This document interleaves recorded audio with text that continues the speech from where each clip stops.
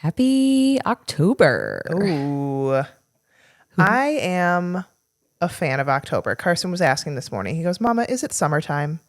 And I was like, no, it's fall. Does it feel like summer? I know. I love toddler questions. They're the best. Like the conversations I have with Carson sometimes. What did I try to explain to him this morning? I tried to teach him about something. I've been trying to teach him. So he's trying to save money right now for a little toy that he wants on Amazon. And so when he does like chores or when he, the other night, it was so cute. He took out the garbage cans without us asking. Aww. And Nick went inside and heard something and he saw it, and outside he was rolling down the garbage can down the driveway. It was so cute. And so when I tell him, I'm like, Carson, you only need $4 more to have enough money to get your toy. He goes, can I have $4? And I'm like, no, Carson, we don't ask for money. It's not polite to ask for money. You have to work hard and hope that you get compensated for your hard work. And it's just trying to explain that concept to a 4-year-old. Yep. Well, that's okay, because we were eating dinner the other night and Marcus goes, give me all your money. He just like put his hand down and goes, give me all your money. And I was like, I don't have any money because I gave you all my money already. He's so funny. On Saturday night, we were cleaning the house, a couple in spurts this weekend, but I said, Marcus, help me clean up before Daddy gets back home. And so we like made it like a race, and he did so good, except for the next day he's like, where'd all my toys go? Because we just basically dumped all of them in the toy box. So when we clean, it's more just like reorganizing, putting things away. But he was cute as I was decorating for fall. He took all of the things off the buffet twice until I had to finally explain to him, once mommy places it, this is where it goes. Otherwise, you're messing up the decoration. So we keep this table empty so that you can have it for your toys. So it's like if you explain it to them in a way that benefits them, because otherwise, literally, he was taking everything off the buffet 2-3 times and putting it on, his table. Like, that's not the point of decorating. I know. I'm almost going to give up on it. But he quote unquote helped me decorate last night, but he took like 3 things and put them somewhere. And of course, I had to fix them. Course. So, they're fun though. We've been having a lot of fun just in his wagon and exploring some new nature preserves by us. And, then we've got apples and new parks and stuff like that. So it's just fun because they're just so sweet when they're like, I want to go back to this park with the blue slide, and the things they remember about things, that's they're cool parts. The most amazing memories. Yes. It's insane. Yeah. Okay. So we are going to talk today about the top 10 things you should be removing from your life.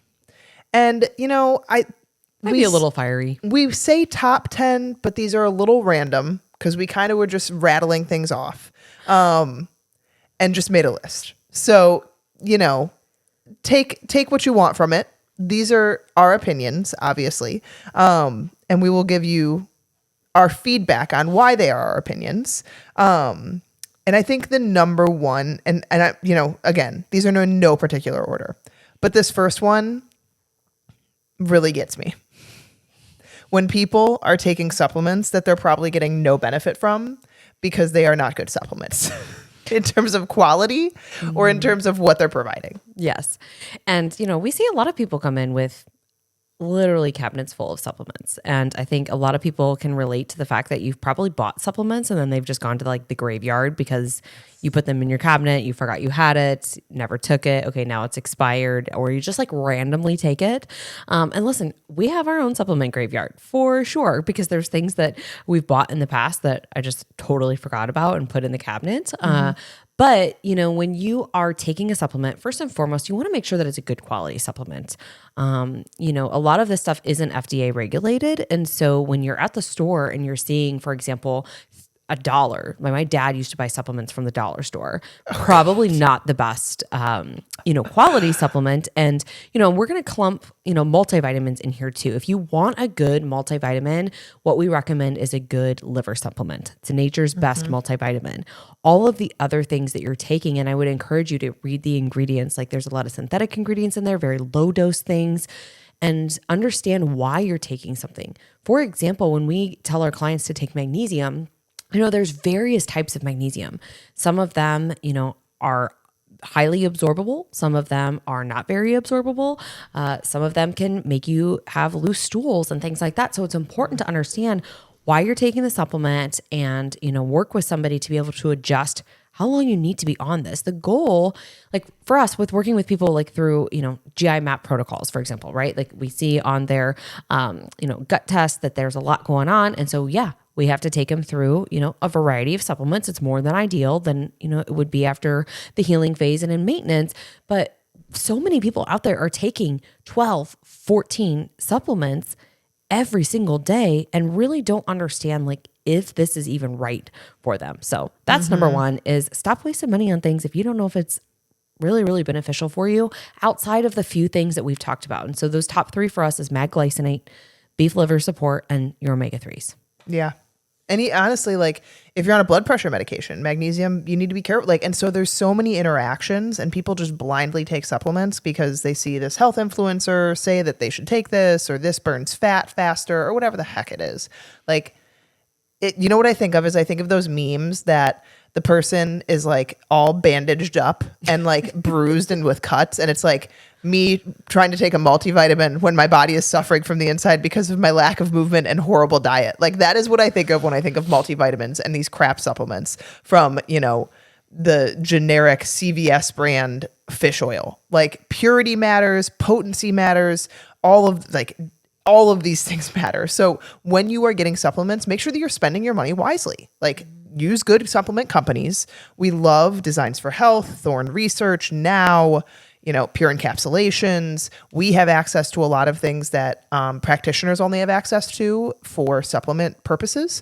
And so we give our clients a lot of like higher quality supplements, but don't waste your money. If you don't know why you're taking it, you can't explain why you're taking it, and you can't explain what it's actually done for you, don't waste your money. Yeah. I would just add there too, like Da Vinci Labs and Microbiome Labs are two of our favorite. And we would just also caution you for getting these things on Amazon. There has been some questionable, deliveries where they don't think they were getting the right supplement. I don't know. I've never had an issue from Amazon, but just caution you. If you're ordering a lot of supplements, definitely you can get it through our Wellevate account. You can get it through our Full Script account. But again, this is your self-treatment and your decision to take these things. We give discounts to our clients to get them at cost, which is a perk of working with us. But the second thing here is negative people, toxic conversations. And, I would say that, of course, there are going to be situations and times that you can't totally remove or avoid the person or the conversation, but you can set boundaries. We've talked about this before on the podcast. Obviously, you can't fire your boss. You can quit your job. But if your boss is very toxic, maybe trying to give a little bit of upward feedback. Hey, this isn't really beneficial. This isn't helping me, or here's how I'm feeling. This is how it's translating into my work. Your circle is important, and who you surround yourself with. It is everything from your habits to your energy to your motivation to your productivity, Yeah, I was actually making breakfast the other day, and I was listening to a podcast, and I had just been listening to another one before that. And both of them were giving like the same message of you have to work harder. You have to stop giving yourself reasons not to do things, and, just different things around similar messaging. And I was like, are these happening for a reason that I'm hearing these things? And I was like, no, it's because I literally put these things in my life. Like I choose to listen to certain people and fill my head with certain voices that I know are going to push me to be better.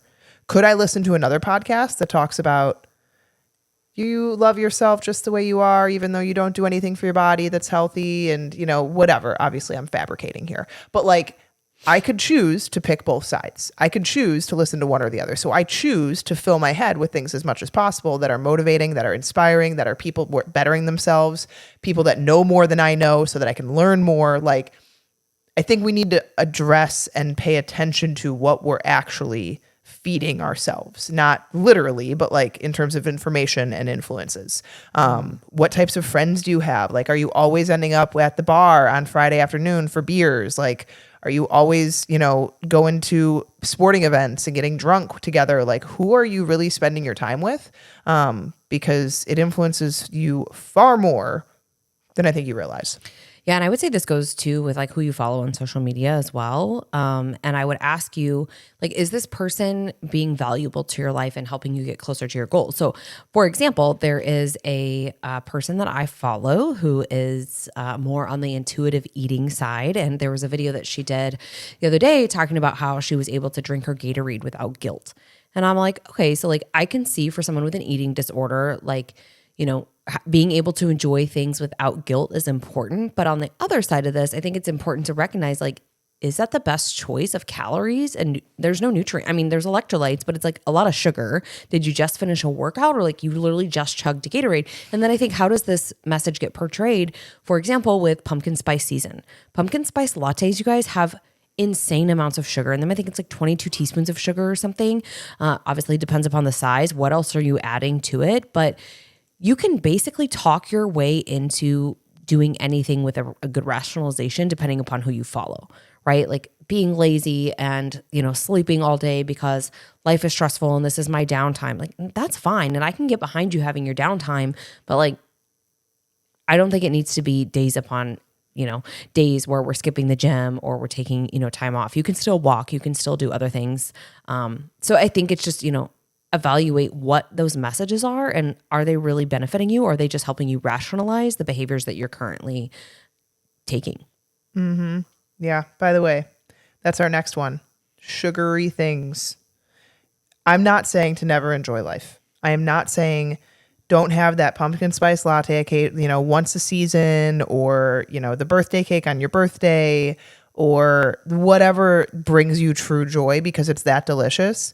What I am saying is, if you are getting lattes every week, if you are not paying attention to maybe the yogurts you're buying, or, the juices or smoothies that you're getting from places, or whatever it is, we have to understand that sugar literally has infiltrated itself into everything in our life. I was actually reading another post the other day that was talking about breast cancer awareness, because Breast Cancer Awareness Month, I believe, is October. Mm-hmm. And how a lot of food companies basically make everything pink for breast cancer awareness, which is great. Like, let's bring awareness to breast cancer, but do we need to do it pumping sugar into already probably sugary products like Eggo waffles and, certain types of beverages or fruit bars or whatever it is, to bring awareness? Like, I think that there's much better ways to do that. And we need to pay attention not only to what we're putting in our bodies, but also what we're putting in our children's bodies. Because when you really look at what you feed your kids, if you are feeding them a lot of convenience foods, a lot of packaged snacks, stuff like that, you guys, this stuff is laden with sugar. By the way, a pumpkin spice latte has 31 grams of sugar in a grande and 250 calories. Pretty much all of it's added sugar. And so when we tell people the amount of sugar they should be consuming in a day, you want it coming from mostly whole foods. And if you track it, it should be about 10% of your total calories. And so if you're eating a 2,000 calorie diet, that would be about 40 to 50 grams of sugar total in a day. Mm-hmm. And so if you eat that pumpkin or drink that pumpkin spice latte, you're getting over half of that in a drink. And that's not even from real food. And so, like Liz was saying, yes, we don't want to create this horrible relationship with food to where we're scared of foods and we're scared of, eating things because it's too high in carbs. But ask yourself, is this food bringing me any benefit? Like, I think it's a really good evaluation to do in a day, to look at what you're consuming and what percentage of that is actually bringing your body benefit and what percentage of it is actually processed and not really providing any nourishment. Yeah. And I think just for anybody out there who's like, well, I was told that I can't have carrots, or I can't have apples, or I can't have bananas, or I can't have like some of these natural sugars, you have to look at what's coming with that sugar. So not only where is it coming from, but what's coming with it. Are you getting fiber? In your pumpkin spice latte, no, you're getting a bunch of fat and carbohydrates with the sugar. So looking at an apple, for example, right? You probably have, 15 to 17 grams of sugar in there, but you're getting a good amount of fiber with it. That's going to, lower or help your response in terms of blood sugar. So fiber, protein, fat, and fiber is always important. Anytime you are having any type of treat, we always say have it, after you've had a good meal, protein, fat, and fiber from a blood sugar perspective. And I'm just going to add in here, evaluate your sodas, your juices. Like, there's a reason your pediatrician tells you not to give your child juice, and that your child's dentist is always asking how much juice are they having each day. Because again, like Becca was saying, every single thing that I have ever looked at for Marcus that's not a healthier alternative is filled with sugar. So we do the Zevia. He actually loves he calls it his red juice. It's Zevia. It's made with stevia. He gets one a day and it's 0 sugar. So just something to think about. The next thing here is eating out just because. So in a couple of other recent podcasts, I believe Friday Fire, I kind of went on a rant about the trickle down effect of our decisions. And a lot of times we hear people like, I was just too busy. I didn't have time to meal prep or whatever the reasoning might be. And so you're just always going out to eat. And the reality of this is you're exposing yourself, and we'll talk more about this in a minute, to a lot of inflammatory oils, low quality meats. You're just exposing yourself to a lot more calories as well in terms of fat, carbohydrates. Their goal is to make that food taste as delicious as possible to keep you coming back. And we know, compared to cooking at home, what it's like, let's say just like a pizza, for example, or a burger. At home, I'm making a burger with a leaner cut of meat. Typically we do like 95.5 or 90-10. I manage what goes on that, the type of bacon, the amount of aioli, right? All those things are very calorie dense, especially if you're doing like an 80-20 burger, slice of cheese, maybe an egg, a couple pieces of bacon, 2 or 3 tablespoons of aioli. You're getting 1,000 calories, plus it's coming with French fries, right? That are fried, compared to if I'm at home, I'm cutting up a sweet potato and we're doing that in the air fryer. And so I'm saving hundreds, if not thousands of calories, and my exposure to these inflammatory oils, saturated fats, low quality animal products as well. And so think about this. Like, we're not saying you should never go out to eat, but it really, in my opinion, it should be special occasions, date night celebrations. Ask my husband. He's always like, oh, we can go here. I'm like, no, we already had our quota for the week. 2 is our max. Ideally, it's typically only 1.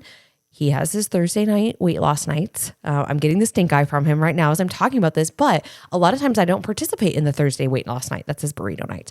I'll do my own dinner because I just personally, and I'm sure Becca will talk about this too, I don't feel good going out to eat multiple times a week. And so if you're just going out just because, or because you forgot to go to the grocery store, I don't know how you just forget to do these things, but start to set yourself up for success a little bit better so that you can minimize this.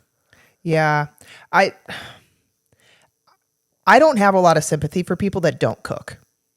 Like, I'm sorry, if you're an adult, you got to learn how to cook, guys. And like, it's a learning curve. The first time you cook some eggs, you might burn them a little bit, but you're going to get better and better at it. Like any other habit that you do, like you have to cook to have a healthy lifestyle. There is no other option. There just isn't. You have to understand how to put a meal together. It doesn't have to be elaborate. It doesn't have to be some gourmet looking thing. It doesn't have to take hours to prepare, but it needs to be a skill that you have if you desire a healthy lifestyle long-term. There is, like Liz was saying, there is just too much unknown when you are going out to eat, even if you're trying to pick healthy options. Like Liz was saying, I feel the exact same way. Even when I pick healthier options when I'm out to eat, I still feel pretty crappy if I'm going out to eat more than once or twice a week.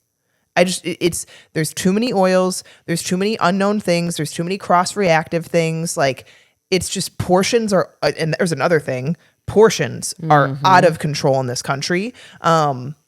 It's alarming. It's scary. It's really bad. Like, you go to other countries, you are not getting the portion sizes that you get in the United States, especially, can we say breakfast? When you go out to eat for breakfast, I'm sorry, did you put 10 eggs in this omelet? Because it is literally the size of my head. And it's like 3 servings. And then, here's some potatoes. Here's some toast with it too. And you get a side of bacon and you want some OJ to wash it down. Like, oh my God. Stack of pancakes. It is. Cinnamon roll pancakes. Let's make it even better with cinnamon roll pancakes. You know what is funny is you're talking about this. I'm thinking about, how backwards it is in our country compared to other countries. Like, buffets are your cheapest route. You get unlimited amounts of food. I used to go to a Chinese buffet in college. It was disgusting. And I used to love it. Oh, yeah. A Chinese buffet. Dude, I grew up on buffets. Dude, my dad can house some food. The guy is healthy. What is he going to be, 87 this month, actually.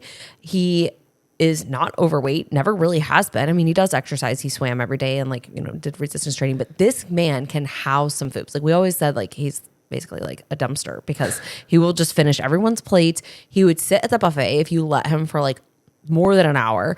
I love my dad to death, but seriously, he was all about what's my biggest return on investment. If I spend $7 at this buffet, can I eat breakfast, lunch, and dinner here, basically. But then it's like, okay, if you want to go to a nice steakhouse and you want to have a baked potato and a steak, which even if you're doing grass-fed, maybe cost you $23, $25, between the ingredients of the steak, the baked potatoes, some other things. Because we go to Mariano's and it's roughly like $25 a pound now. That's still a big steak.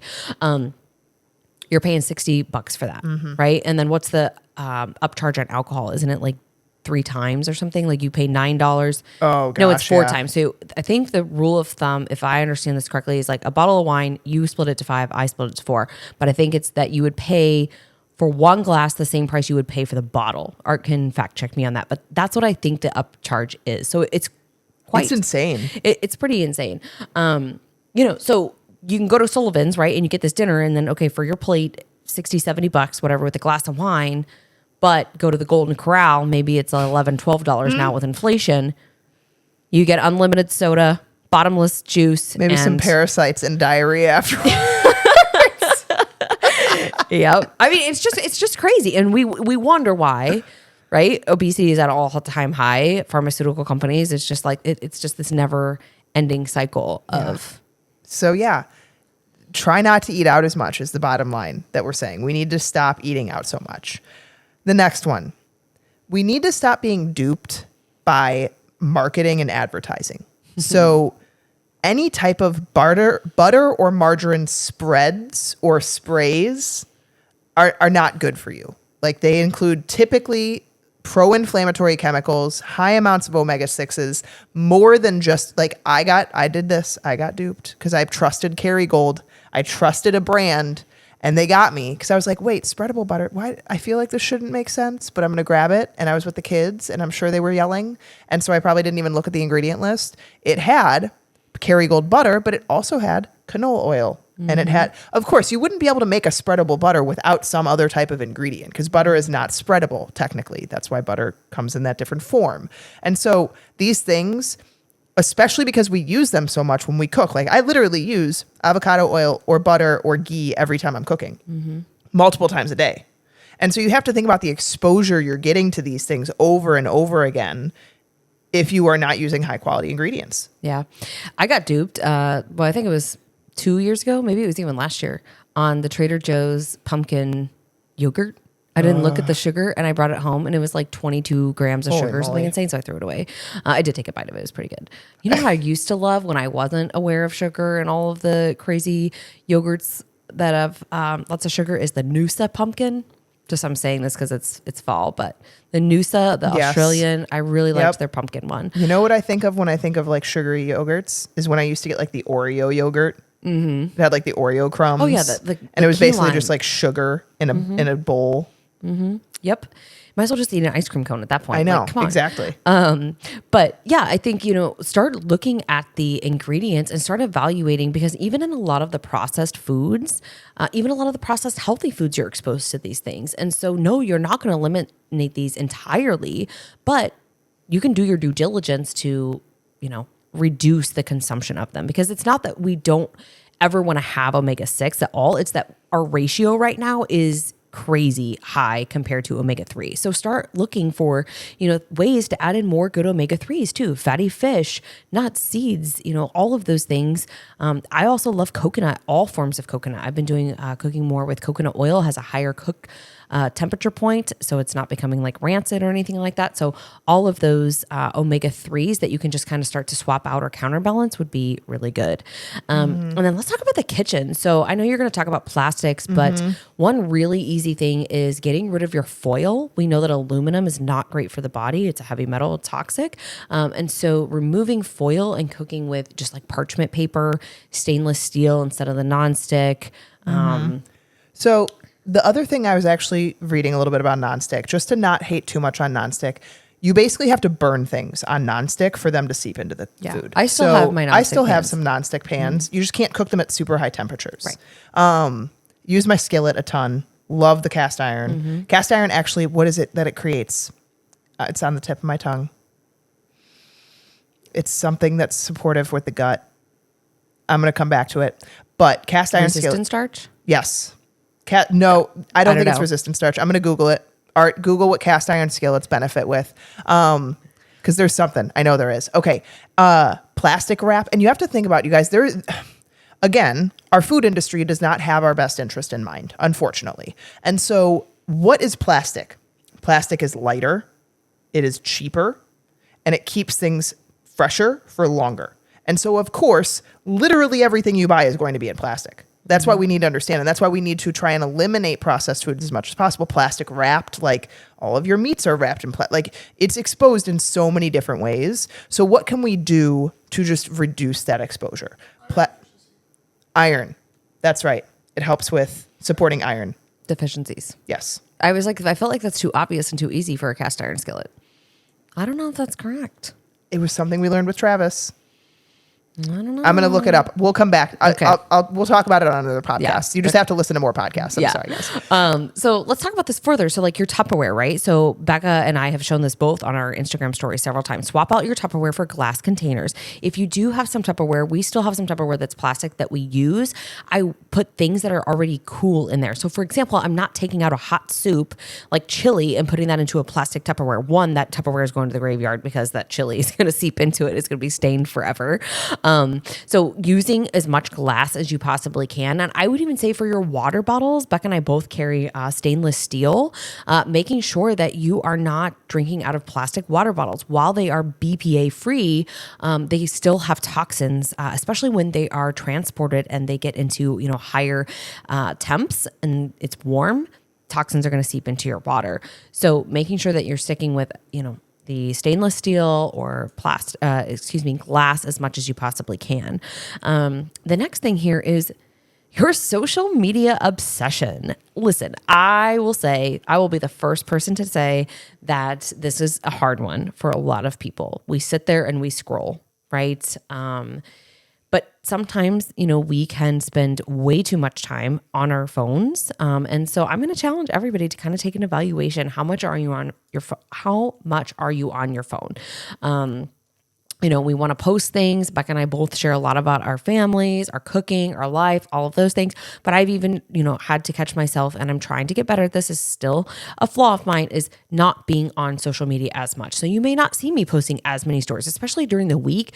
We're busy. We're with clients. We're interpreting tests. We're writing emails, protocols, creating content. Like, at some point, it just becomes too much. And I loved, if you guys ever listen to Andy Frisella's podcast, he talked about this recently. He's like, I don't have time to be in my DMs anymore because he was spending, I think he said like 4 to 8 hours a day or 4 to 6 hours a day or something crazy just in his DMs outside of all of the other work that he does. And it can be obsessive for some people. So even if you're a content creator, your business is online, like understand that the value that you bring to the world is also in person and being with, people and not being just tied to, oh my gosh, what's Sally doing? And what's her latest update for her, whatever it is that Sally does on the internet that she doesn't stop talking about.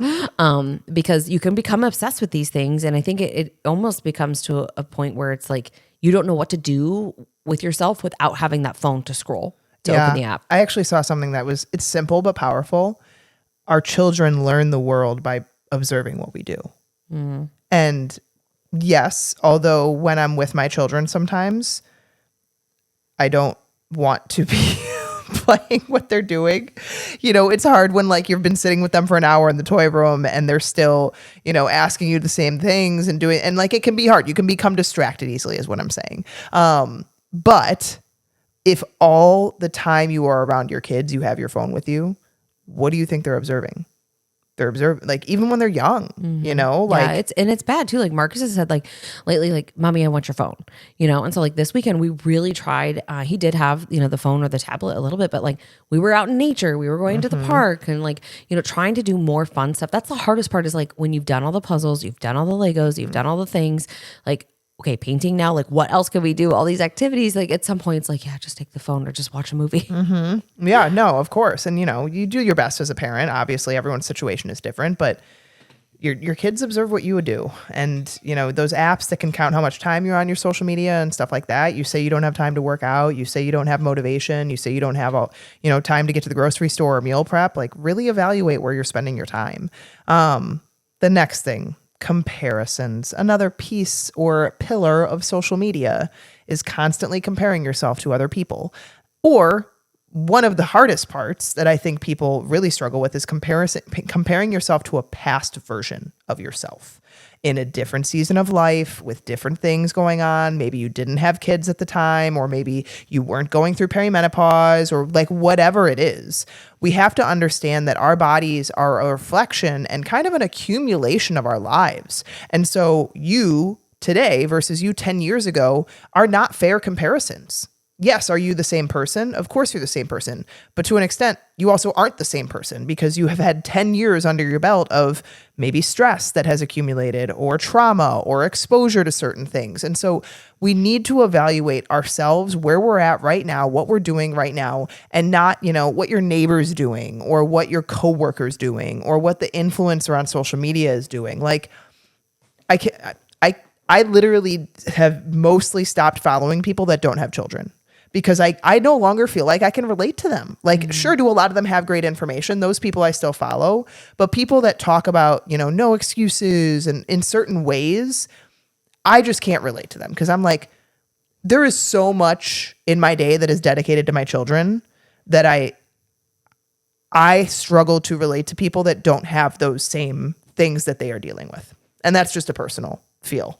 Yeah. And I think there's also people who just choose to live their life, differently. And there's also a lot of people who, like boast, I would say is the word that I'm looking for here. But they talk about all of these like fancy things that they get, whether it's new jewelry or a car or their house or, whatever it might be. But they don't have as many other things to be spending their time, energy, or money on, such as kids. Like, I'm sorry, but between daycare, clothes, the needs that this child has, his expensive taste, I would say, for food, and freaking level 1 bars with oh my gosh, Zevia, the cookie bars, Carson. the Zevia juice box, which is, I don't know, almost $1 each. Like, it's just one of those things. Like, sometimes too, you will see people like boasting about things. And like, here's the thing, is you don't know their whole financial situation. You don't know what's going on in their lives. And so like, you might be comparing yourself to somebody who really isn't even being honest or truthful, and think that's the expectation. Like, there's one particular person that I follow who's always talking about like how much money she makes in her coaching business. And to me, that just rubs me the wrong way. Like, I just don't see a reason why you need to share all of your diamonds and your penthouse and like all of the things because you're this amazing coach that has made millions of dollars. So she says, who knows? But just stop following those people if it bothers you, right? There's just things for me that like I just don't think people need to share. And when they do, if it doesn't resonate with me, unfollow. That's the whole reason why you have the freedom to follow and unfollow. The next one is people pleasing. This is just a toxic trait because here's the thing, you're never going to please everybody. You can try, for a long time. I think Becca and I have gotten better at this, but for a long time, like we really filtered our messages. And at the end of the day, our business has never been more successful when we took that filter off. There's still things that, I'm sure that I would like to talk about, that we do talk about privately, that it just, again, it's one of those things that doesn't need to be talked about publicly. Talk about with your closest people, but a lot of people live their life trying to please everybody, and it just leads to a whole host of disappointment because it's never going to happen. Mm-hmm. Yeah, like Liz was saying, you're never going to please everyone, so stop trying. And the biggest thing that I've learned from my years of people pleasing, because it's deep rooted for me. Like, I have always been afraid of confrontation, wanting everyone to be happy, and what I ended up realizing was it made me not act on my gut instinct. It made me do things that didn't feel right to me. And guess what? Nearly every single time it backfired. When I did not go with what felt right in my gut, when I didn't go with what was my initial instinct just to please someone, it almost always backfired for me or for both of us. And so you have to really, really live true to who you feel you are and who you want to be, and the rest will fall into place. And that's what, it's such a powerful way to live when you literally stop caring what other people think. And like the people that may be haters, quote unquote haters, or, say mean comments or whatever it is, if you are so happy with your life, it really doesn't matter. Like, yeah, it can sting for a second. And then I'm like, maybe they're miserable in their life. And that's what I tell myself. And then I move on. And, like people are going to always have things to say.